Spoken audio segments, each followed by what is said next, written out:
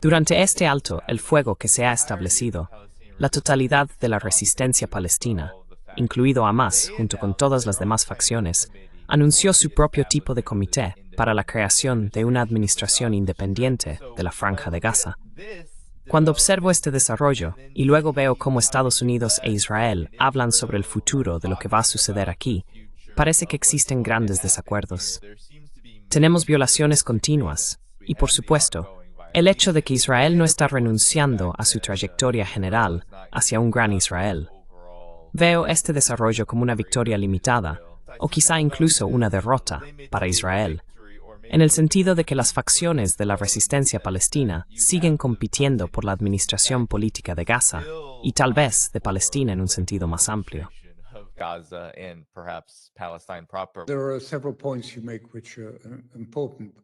Hay varios puntos que mencionas que son importantes, pero yo diría que el primero, el elemento más importante de todo esto, realmente es la visión en Israel, en el sentido de que por lo que a ellos respecta, no les importa en absoluto los palestinos que están allí, ni lo que hagan, mientras ya sabes Hamás quede fuera. Pero lo importante es que esto no fue un acuerdo de Hamás. Fue un acuerdo completo con los 14 movimientos de resistencia de Gaza, que estaban todos de acuerdo con el alto el fuego y sus términos, y también en acuerdo sobre no tener, por así decirlo, un gobierno tecnocrático y no palestino impuesto sobre ellos. Quieren, y esto es algo realmente interesante que ha surgido, tener soberanía.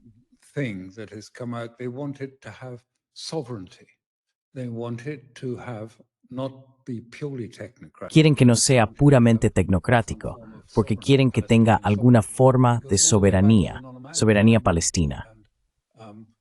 Todo se remonta al movimiento de países no alineados.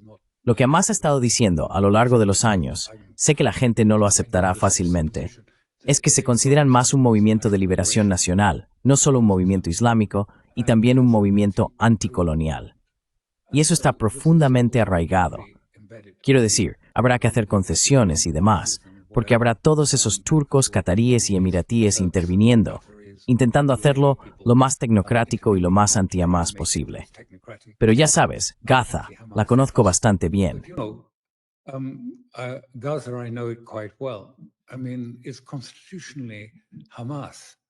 Quiero decir, es constitucionalmente Hamás, es resistencia. Hay algunos de estos otros elementos, como por ejemplo los Dakmush y demás, pero en realidad eran más bien bandas criminales que algo con legitimidad entre el público. Y mira lo que está ocurriendo en Cisjordania. Los israelíes dicen, bueno, el problema es que Cisjordania se está convirtiendo en Hamás. ¿Qué vamos a hacer al respecto? Especialmente cuando los colonos parecen estar completamente fuera de control, talando olivos, golpeando a palestinos, incendiando sus vehículos, expulsándolos de sus tierras. Se han talado 1000 olivos desde el inicio, desde el 7 de octubre.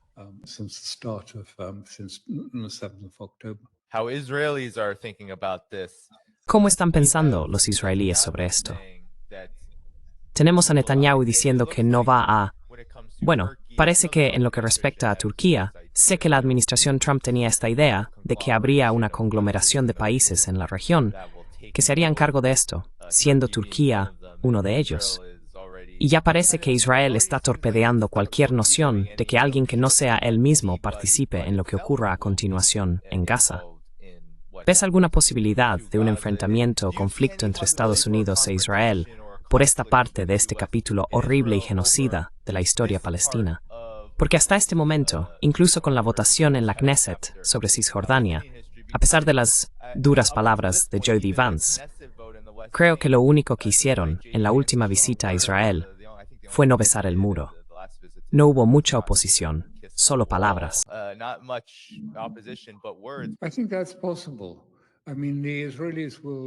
Creo que eso es posible. Quiero decir, a los israelíes realmente les disgustará tener a los turcos ya allí en Gaza. Obviamente, Egipto les ha permitido entrar, pero ya hay turcos en Gaza, y eso está generando una considerable consternación en Israel, porque dijeron que lo último que querían era tener a turcos como parte de esta fuerza. Creo que esta es una de las áreas en las que quizá Estados Unidos pueda conservar un poco de influencia, incorporando a los turcos o a las fuerzas turcas. Sabes, la idea original era que fueran los indonesios, pero por supuesto los indonesios se retiraron de inmediato y no van a participar. Y este desacuerdo sobre la composición de la fuerza, esta fuerza se suponía que debía empezar a operar un mes después del alto el fuego, está muy lejos de resolverse. Aún no se han puesto de acuerdo sobre quién formará parte de ella, cómo se compondrá o qué hará en este momento.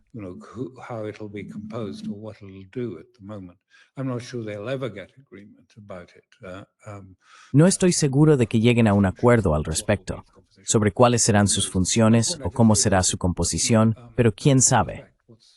El otro punto que destacaría es que esto influirá en lo que ocurra a continuación. La popularidad de Netanyahu ha aumentado bastante en las encuestas. Eso puede sorprender a la gente fuera de Israel, porque han visto innumerables videos e informes de protestas contra él. Pero él y su partido van por delante en las encuestas con bastante comodidad y está bastante satisfecho con ello. Va a intentar reorganizar, si puede, el proceso judicial de su juicio, de tal manera que en cierto modo desaparezca.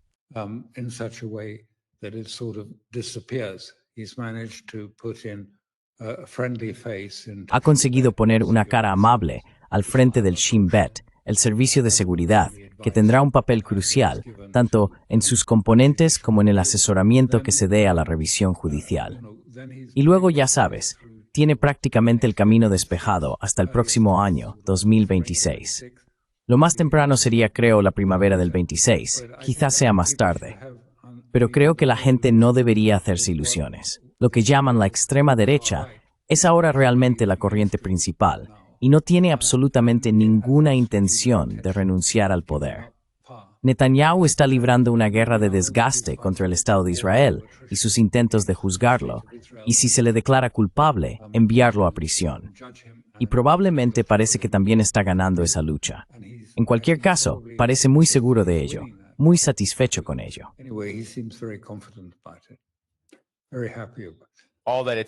Entonces, Alastair, todo lo que hizo falta fue aceptar el alto el fuego negociado por Trump. ¿Es eso lo que explica el cambio? Creo que el cambio en la popularidad fue realmente, ya sabes, lo que alguien resumió, un israelí lo resumió diciendo, estamos de luto, no nos molestéis. Quiero decir, para ellos, como dije, todo giraba en torno a 20 o 30 veces más rehenes, estuvieran vivos o no, o incluso sus restos. Todo el enfoque en Israel está completamente en el retorno, incluso de los cuerpos sin vida. Las celebraciones, el duelo, los discursos, todo se centra en eso. Y el hecho de que muchos de esos palestinos que salieron de prisión, esos rehenes, estuvieran en condiciones terribles, ni siquiera se menciona en este proceso.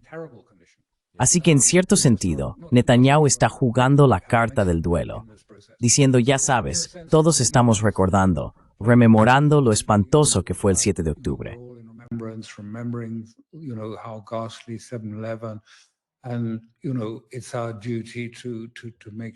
Y ya sabes, es nuestro deber asegurarnos de que esto no vuelva a ocurrir jamás. Y les hemos dicho que hemos matado al menos 50 por uno, para que lo entiendan. Quiero decir, ellos, y ya lo he dicho antes, lo consideran, ya sabes, con la vieja expresión de cortar el césped. Bueno, esto ha sido un gran corte de césped, en lo que a mí respecta. Y ahora, vuelta a la normalidad. Pero esto significa algo más profundo. Y justo iba a decir algo al respecto, porque significa que no va a haber ningún acuerdo político entre Israel y su entorno. No creo que eso sea posible. Hace algunos años, trabajaba con gente en aquel momento para intentar encontrar si existía algún lenguaje que pudiera hacerlo posible.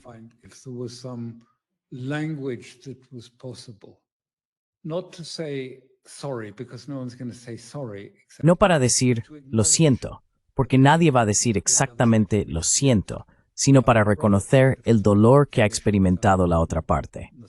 Algo parecido a la verdad y la reconciliación en Sudáfrica, aunque no de la misma manera, sino simplemente para permitir que los palestinos dijeran algo que reconociera que hubo israelíes que murieron y sufrieron. Y al mismo tiempo, que los israelíes, de nuevo, nunca asumirían la responsabilidad, dijeran que lo entendían. Y eso podría ser el comienzo de la política.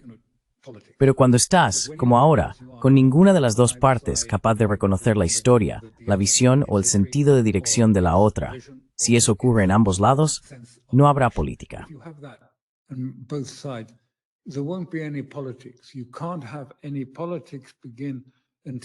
No se puede iniciar ninguna política hasta que, ya sabes, ambas partes puedan decir, mira, no estoy de acuerdo con él. Su visión de la historia está totalmente distorsionada. Ni siquiera la reconozco. Es horrible. Y tampoco estoy de acuerdo con su visión del futuro. Pero ahora sí acepto que esa es una posición legítima de su comunidad. Solo cuando ambas partes sean capaces de llegar a ese punto, y creo que lleva tiempo, de aceptar lo que la otra ha vivido, sea cual sea el lenguaje cauteloso que utilicen o la forma en que lo expresen, se podrá avanzar hacia una solución política. Porque no se va a lograr una solución política de dos estados mediante resoluciones de la ONU ni nada por el estilo. Eso no va a suceder. Simplemente no es posible.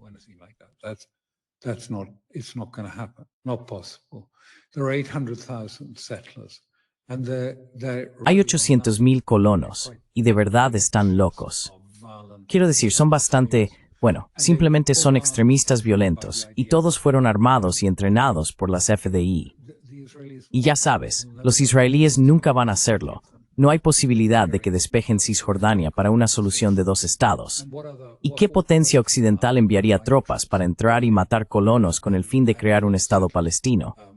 A eso hemos llegado ahora. Y ya sabes, toda esa charla piadosa sobre una solución de dos estados, sí, ignora esa realidad. Quiero decir, a diferencia de quienes dicen esas cosas, yo he estado en esos asentamientos y he hablado allí. Sé cómo son. Están locos, realmente locos. Y ya sabes, eliminar a casi 1 millón de ellos simplemente no va a suceder.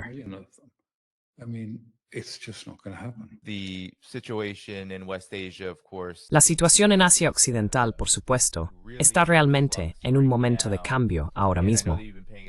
Y sé que has estado prestando atención a los cambios más amplios que están ocurriendo en todo el mundo. Tal vez tus comentarios finales sobre cómo ves que se está configurando la situación geopolítica y militar mundial, la situación política mundial. Mientras atravesamos este periodo de inestabilidad en Asia Occidental, con el alto el fuego y las constantes amenazas de una grave escalada en Gaza, Líbano e Israel, que sigue atacando a Irán, sabemos que esa guerra puede haberse pospuesto retóricamente, por así decirlo, pero en realidad sigue muy presente sobre la mesa.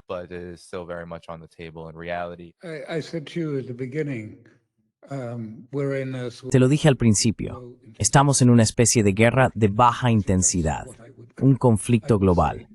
Y creo que eso es lo que diría. Tenemos, tanto desde Israel como desde Estados Unidos, especialmente desde Estados Unidos, una política de intentar dominar ya sea retóricamente, financieramente o militarmente, en amplias zonas.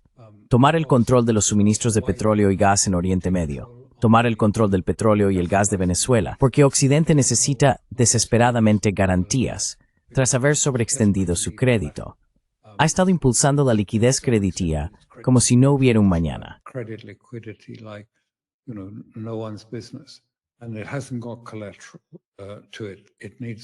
Y no tiene garantías que lo respalden. Necesita garantías y necesita restablecer el valor del dólar.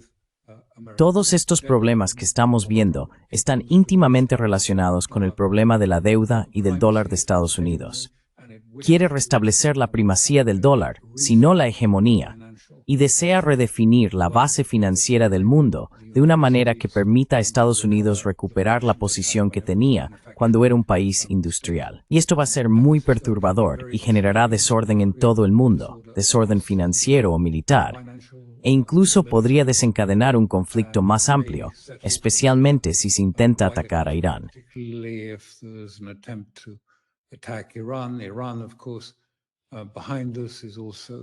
Irán, por supuesto. Detrás de todo esto también está la percepción estadounidense de que los BRICS representan una amenaza fundamental para su primacía económica y que Irán es un eje en ese proceso. Pero un ataque contra Irán, para, por así decirlo, impedir que China disfrute de sus recursos de petróleo y gas, un ataque contra Irán porque se encuentra en los corredores norte-sur y este-oeste, podría acabar desencadenando muchos otros problemas en Asia Occidental. Es decir, conflictos y guerras graves que no podemos prever y que no son previsibles en esta etapa. Pero todos se están preparando para ello. Todos se están preparando para la Gran Guerra.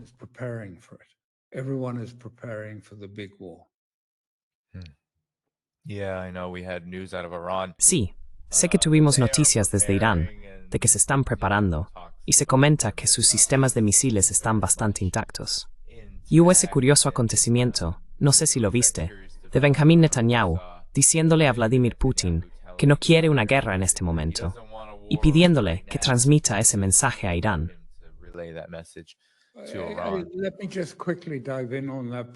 Permíteme intervenir rápidamente en eso, porque creo que faltaba contexto.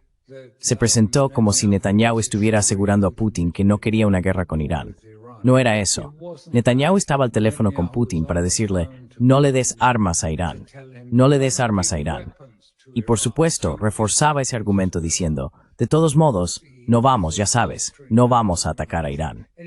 Pero Miami Thupai está harsiel et raden personal regramación schreiber en un portivo incendias raras u otro tipo de equipamiento en comprensión.